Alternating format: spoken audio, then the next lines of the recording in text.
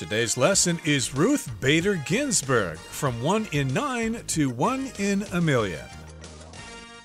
Hi, everybody. My name is Roger. And I'm Mike. Today we're going to be talking about an ex-Supreme Court Justice of the United States Supreme Court. As you know, there are 9 justices that judge various cases that get to the Supreme Court for various reasons.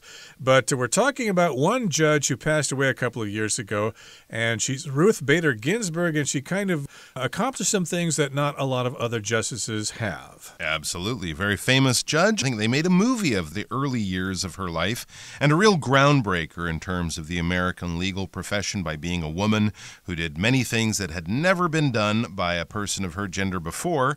And of course, she's very well known. She got this sort of popular profile later on in her career. I remembered them sort of having an actor pretend to be her on the popular Saturday Night Live TV commercial where she was rapping in her judicial robe. So she had these fans of a much younger generation because she was such a sort of maverick, such a unique person, and such a groundbreaker in many ways. So let's find out all about Ruth Bader Ginsburg from 1 in 9 to 1 in a million.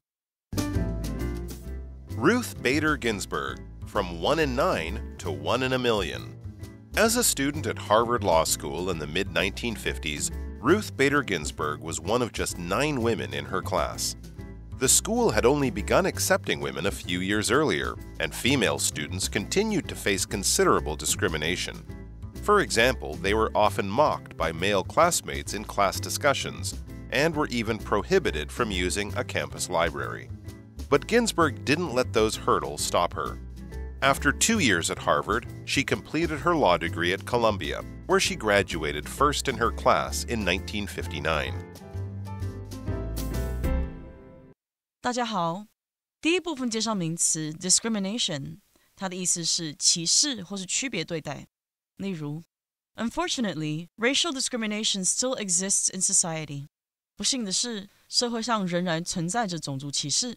或者 We try to keep discrimination out of the workplace. 我们努力将歧视排除在工作场所之外。下一个看到动词 mock， 表示嘲笑或是嘲弄。例如 Classmates often mocked Andrea for her accent. 班上同学常常嘲笑 Andrea 的口音。或是The comedy show often mocked current affairs. 这个喜剧节目常常揶揄时事。接着看到动词 prohibit， 指法律或当权者禁止或是不允许。例如 The restaurant prohibits smoking inside its premises. 这家餐厅禁止在其营业场所吸烟。也可以说 Hikers are prohibited from venturing off the trails in the park. 登山客禁止冒险走公园小径之外的地方。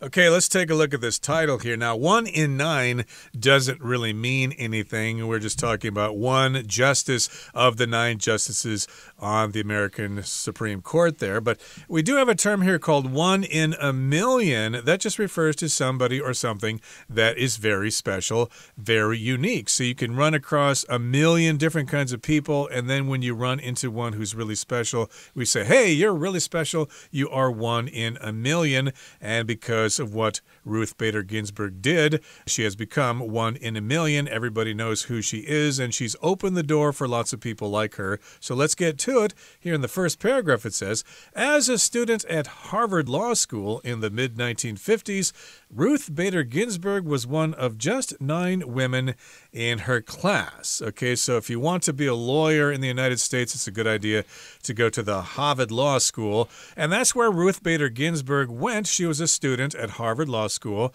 in the mid-1950s. So that was a long time ago, just after World War II ended.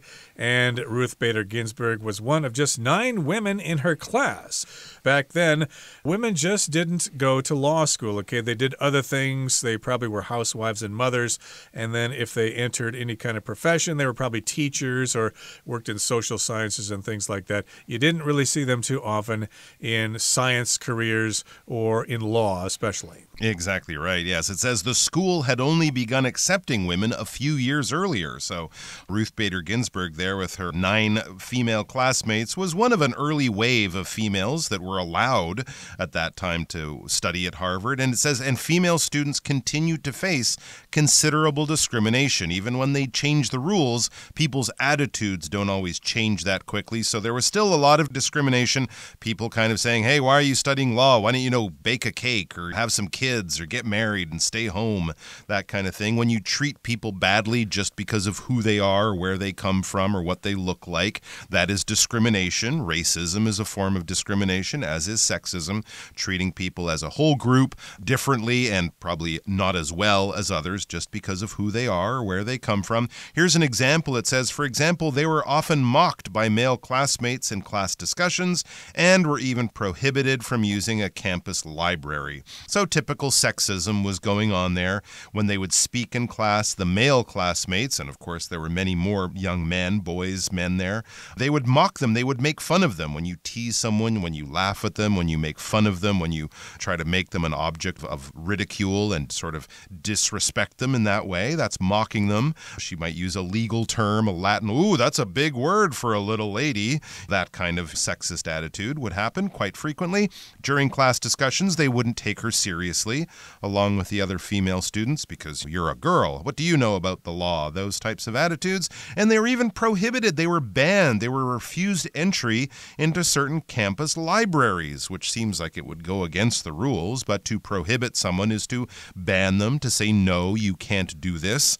Of course, people are prohibited from smoking in the subway, and children would be prohibited from buying alcohol in a store. There's logical reasons for that, but this was just sexism, not letting the girls use the law libraries and stuff, because that was against the tradition of Harvard, but times were changing. Indeed, but Ginsburg didn't let those hurdles stop her. Now, a hurdle is just something that blocks your way. It gets in your way. The most common usage of hurdle would be in track and field. When people jump over hurdles in running races, we have different lengths of distance for those hurdle races, but we also use the word hurdle to mean something that blocks you. So she did not let those hurdles stop her. It probably even gave her more energy to try to beat the system that way. If you're going to try to stop me, well, I'm going to beat the system. Just watch me. So yeah, she didn't let those obstacles get in her way. After 2 years at Harvard, she completed her law degree at Columbia, where she graduated first in her class in 1959. She got the highest honors in that graduating class of 1959. Okay, that brings us to the end of the first part of our lesson for today. Let's now listen to the second part. In 1972, Ginsburg returned to Columbia Law School as a professor. That same year, she founded the Women's Rights Project of the American Civil Liberties Union. As director of the project, Ginsburg won 5 gender discrimination cases that she argued before the U.S. Supreme Court. Recognizing Ginsburg's remarkable contributions as a legal scholar and advocate, President Jimmy Carter appointed her to the U.S. Court of Appeals in Washington, D.C. in 1980. 13 years later, President Bill Clinton chose her to be a U.S. Supreme Court justice. Once prevented from using a library because of her gender, Ginsburg was now one of the top judges in America. She was 60 years old at the time, but she was just getting started. For the next 27 years, Ginsburg made frequent headlines for her support of gender equality in cases that came before the Supreme Court. Among them was a notable case of pay discrimination. The court ruled that Lilly Ledbetter, a tire company employee, could not sue her employer in federal court for paying her less than it had paid her male coworkers. Ginsburg's powerful dissent inspired Congress to pass the Lilly Ledbetter Fair Pay Act, which made it easier for workers to challenge pay discrimination based on gender or disability. 第二部分介绍名词 contribution 表示贡献或是奉献。我们可以说 Lisa made a considerable contribution to lung cancer research. Lisa 对肺癌的研究做出了相当大的贡献。又或者说 As an employee, Ted has made many contributions to our company. 作为一名員工 Ted 对我们公司贡獻良多。后面看到动词 appoint 意思是任命或是指派。例如 A new manager was appointed to oversee the company's finances. 一位新的经理被指派来监管公司的财务。再看一句 The board will appoint a new CEO next week.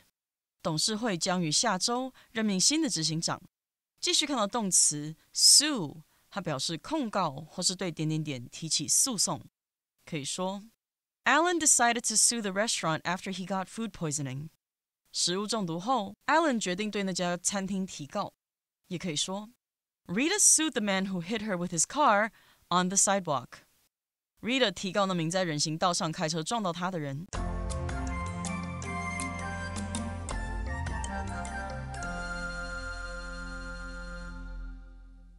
And then we read in 1972, so a few years later, more than a decade later, Ginsburg returned to Columbia Law School as a professor. So she came back to the school that she graduated from, this time as a teacher. That same year, she founded the Women's Rights Project of the American Civil Liberties Union. Of course, women's rights, feminism, those were big things in the late 60s and early 70s, as writers and thinkers were talking about having women's liberation and women having equal treatment under the law as men, and so she did something like this, something very concrete with this, setting up the Civil Liberties Union project. It says, as director of the project, Ginsburg won 5 gender discrimination cases that she argued before the U.S. Supreme Court. At that time, women were often treated differently from men in the workplace, paid lower amounts of money for the same work, or fired once they got pregnant, or not allowed to return to their jobs after having a baby, things like that.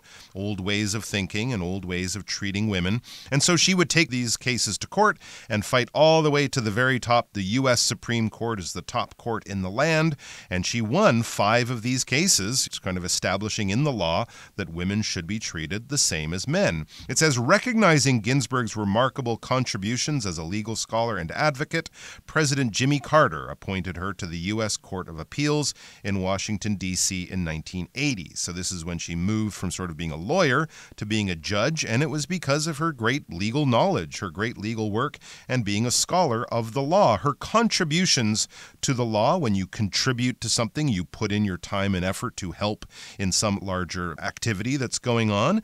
Of course, contributions to the law would involve writing great papers or arguing great cases. Contributions to science would be discoveries or writing research papers, doing research and coming up with new discoveries and new innovations and things like that. So she had done a lot for the law, especially with civil rights and women's rights. And an advocate can be someone who fights for your rights. They're taking your side and representing you. Lawyers will be your advocate. When you're a child, your parents or your older brother or older sister might be your advocate, stand up for you and help you fight, even though it's not their case, not their issue. They're taking your side and they're assisting you in your fight because they believe in it. And so President Jimmy Carter, who was president at that time, he appointed her, he placed her, he gave her the job, basically, on the U.S. Court of Appeals. I think for many judge positions in America, some are elected, but many of them are appointed by political leaders, governors, and presidents will sort of find the best lawyers, find the best legal minds, and choose for them to be judges because they're great legal knowledge. Right, so Carter had to appoint various judges to various positions, and he thought, who should I give this job to? Well, there's this Ruth Bader Ginsburg, who had remarkable contributions as a legal scholar and an advocate. So because I recognize her achievements there, I'm going to appoint her to this particular Court of Appeals. And that, of course, is in Washington, D.C., way back in 1980, right when Ronald Reagan won the election in 1980, and President Carter only served 1 term. He actually died recently. And, of course, he was president from 1977 to 1981, I believe. And 13 years later, President Bill Clinton chose her to be a U.S. Supreme Court justice. So, of course, Clinton was a Democrat, and he was looking to fill a position on the U.S. Supreme Court and thought, yes, we need to find a new justice here. I'll pick her. She's had a great career in being a law professor and a lawyer and an advocate and things like that. So, yes, indeed, Clinton appointed her to the court way back 1993. 93? Yeah, sounds right. Absolutely. Not the first. I think Sandra Day O'Connor was the first female Supreme Court justice, but certainly a pioneer. Once prevented from using a library because of her gender. Remember that story about Harvard where she couldn't use the library because she was a woman. So once prevented from using a library because of her gender in the past. Ginsburg was now one of the top judges in America. Once she was placed on the Supreme Court by President Clinton, she was one of the 9 top judges or justices in America. She was 60 years old at the time, but she was just getting started. Okay, for the next 27 years, Ginsburg made frequent headlines for her support of gender equality in cases that came before the Supreme Court. So if you make headlines, that just means you are in the news, you are featured in news articles. And equality, of course, is talking about when people are equal, somebody else isn't treated better than somebody else. This is gender equality. We also have racial equality. And among them was a notable case of pay discrimination. So of these cases, there was one about people not getting paid as much as they should be. The court ruled that Lilly Ledbetter, a tire company employee, could not sue her employer in federal court for paying her less than it had paid her male coworkers. So this is the case, what's going on with this case. We've got Lilly Ledbetter. She works for a tire company, and she wanted to sue her employer. She wanted to take her employer to court. This would be federal court, the national court system, and she wanted to sue this company because, hey, you're not paying me as much as the guys get. I want to seek justice. I should get paid just as much as them. That's right. And of course, she lost that case, and that's why it went up to the higher levels. If you lose a case, you can always appeal to a higher court. They might disagree with the lower court's ruling, but it turns out that the Supreme Court agreed with that lower court that she could not sue her employer. This, of course, seems to us to be unfair, and to Ginsburg, it seemed very unfair as well. So it might have been a 5-4 decision. Often these cases come down to one vote in the Supreme Court. That's why there's 9 that can never be tied. One side always has to win. But she wrote the dissent. The dissent is what will happen, what the losing side will write. They will sort of say, okay, we lost this, but here's why we think that we were right. So she basically wrote her opinion on this case, and it says Ginsburg's powerful dissent inspired Congress to pass the Lilly Ledbetter Fair Pay Act, which made it easier for workers to challenge pay discrimination based on gender or disability. Back then, the law didn't have enough protection and didn't have enough sort of legal weaponry for people to sue companies for issues like this, being paid less because you're a woman. There were no laws to kind of prevent companies from doing that. So she wrote this dissent.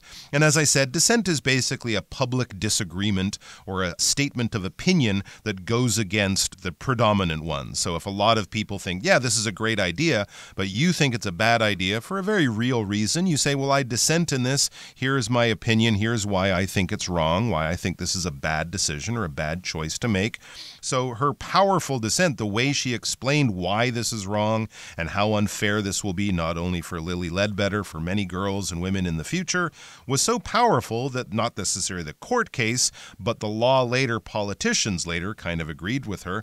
And I guess, of course, her dissent got a lot of publicity. And so a lot of women from around America were probably calling their congressman saying, hey, you need to pass laws because what happened to Lilly Ledbetter was really, really unfair. And yes, indeed, nowadays, of course, equal pay is still something they're fighting, I guess, but of course it was changed by this new law. Now let's move on now to the third part of our lesson. We'll listen to it and then we'll talk about it. It was no surprise then that Ginsburg came to be viewed as a feminist folk hero in her later years. Her death in 2020 was mourned worldwide, and the young law student who started her career as 1 in 9 ended it as 1 in a million.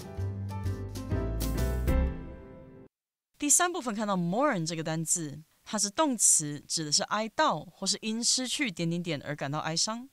举例来说 ，Fans of the singer are mourning her death。那名歌手的粉丝们在悼念她的身亡。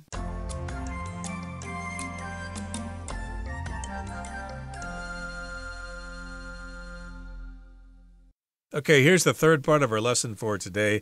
It was no surprise then that Ginsburg came to be viewed as a feminist folk hero in her later years. So a feminist, of course, is somebody who fights for women's rights. So she became a folk hero to feminists.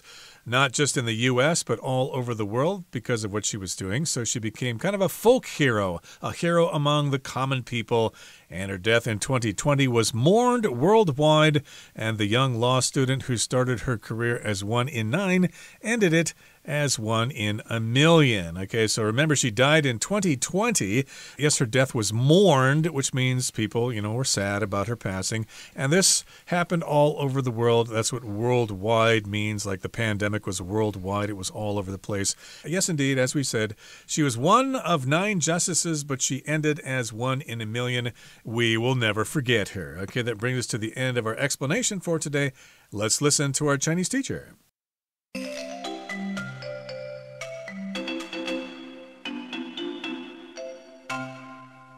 各位同学大家好，我是 Hanny。 我们今天要来练习篇章结构的题型。那这次的文章是关于美国最高法院大法官 Ruth Bader Ginsburg 露丝拜德金斯伯格。那题目有4个空格，可是有5个选项。我们来看看这5个句子。 A 选项提到 Among them was a notable case of pay discrimination， 其中一个最著名的案件就是薪酬歧视。这句的线索在于 pay discrimination， 薪酬歧视，那它后面的句子可能就会阐述某个薪酬歧视的案件。 B 选项提到 As director of the project, Ginsburg won 5 gender discrimination cases that she argued before the U.S. Supreme Court。 作为该计划的负责人，金斯伯格在美国最高法院辩论的性别歧视案件中赢得了5场胜诉。这句的线索在于 the project， 那表示前文有可能有提到某个计划，而另外一个线索则是赢得了5场性别歧视案件的胜诉。 C 选项提到 But Ginsburg didn't let those hurdles stop her， 但金斯伯格并未让这些障碍阻挠她。那这句关键在于句首的 but， 表示前面的句子可能描述了金斯伯格遇到的障碍，然后再用转折词 but带出说并没有让这些障碍来阻挠他。那么 D 选项提到 Despite having no prior experience with gender discrimination cases, Ginsburg was immediately successful in her role as a Supreme Court justice。 尽管没有处理性别歧视案件的先前经验，金斯伯格作为最高法院大法官的角色立即取得了成功。这句的线索在于句子前半部提到尽管没有处理性别歧视案件的先前经验。再看到 E 选项，他说 Once prevented from using a library because of her gender, Ginsburg was now one of the top judges in America。 曾因性别而被禁止使用图书馆的金斯伯格，如今成为美国最重要的法官之一。句子里面的 once 表示曾经，那这句的线索在于前半部他提到说曾因性别而被禁止使用图书馆。那么看完选项，我们来做题目吧。好，第一个空格它出现在第一段，那前面提到说金斯伯格在哈佛法学院时面临歧视，例如被男同学嘲笑，甚至被禁止使用校内图书馆。而空格之后的句子提到他在哥伦比亚大学完成学业，并以第1名毕业，因此呢，空格应该填入能够衔接遭遇歧视以及克服困难的句子。那选项 C 他就有提到，但金斯伯格并未让这些障碍阻挠他的步伐。这句呢就可以让前后语义连贯，所以是正确答案。第二个空格出现在第2段，前文提到金斯伯格于1972年回到哥伦比亚大学法学院担任教授，并创立了美国公民自由联盟的女性权利计划。空格之后的句子则提到认可金斯伯格作为法学学者和倡导者的杰出贡献，总统吉米·卡特于1980年任命他为华盛顿特区美国联邦上诉法院法官。那我们可以推断空格里面应该填入能够进一步说明他在女性权利计划中的具体成就，并且能够承接上下文的选项。选项 B 就有说，作为该计划的负责人，金斯伯格在美国最高法院辩论的性别歧视案件中赢得了5场胜诉。这句就有清楚说明他的贡献，而且选项里面的 the project 指的就是那个女性权利计划，有相呼应，所以是正确答案。第3个空格出现在第2段的后半部，空格前面句子提到金斯伯格于1980年被任命为联邦上诉法院法官，13年后又被克林顿总统选为美国最高法院大法官，这标志着他职业生涯的高峰。那空格后一句则强调他虽然已经60岁，但是仍然充满干劲，法律生涯才刚要展开。所以呢，我们空格应该填入能够带出前后对比的句子。那选项一就有说啦，曾因性别而被禁止使用图书馆的金斯伯格，如今成为美国最重要的法官之一，那就呼应了他年轻时在哈佛遭受性别歧视，然后也强调了他的成就，前后呈现的对比，所以是正确答案。第四个空格出现在下一段，那空格前一句说，金斯伯格因为在最高法院审理的案件中大力支持性别平等，而频频成为新闻焦点。空格之后的句子则举出了轮胎公司员工 Lily Ledbetter 这个案子。法院裁定他无法在联邦法院控告雇主，指控对方支付给他的薪资低于男性同事。那也说明了金斯伯格发表强烈的反对意见以及他后续的影响力。所以呢，空格应该填入能够承接上下文的句子。那选项 A 就有说，其中一个最著名的案件就是薪酬歧视，这适合用来引出他后续的案例说明，所以是正确答案。至于没有选到的选项 D， 他说，尽管没有处理性别歧视案件的先前经验，金斯伯格作为最高法院大法官的角色立即取得了成功，这跟事实不符。文章里面就有提到，金斯伯格曾经作为女性权利计划的负责人，而且曾经在美国最高法院辩论的性别歧视案件中赢得了5场胜诉，所以他在成为最高法院大法官之前就已经有丰富的经验了，所以这个选项呢就不是正确答案，不能选咯。好，那以上是今天的讲解，我们来回顾今天的单字吧。Discrimination. Many countries have passed laws against discrimination on the basis of race or gender. Mock. Janice felt hurt when her classmates mocked her for making a mistake. Prohibit. To protect public health, cities around the world have prohibited smoking in public places. Contribution. Larry made several contributions to the project that were key to its success. Advocate.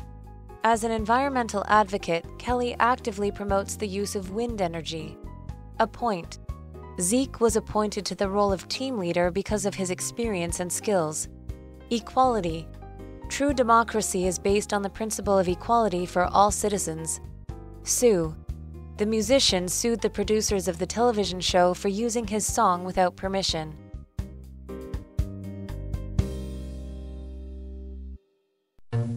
Well, that brings us to the end of another edition of our program, and please make sure you join us again next time. From all of us here, I am Roger. I am Mike. See you next time.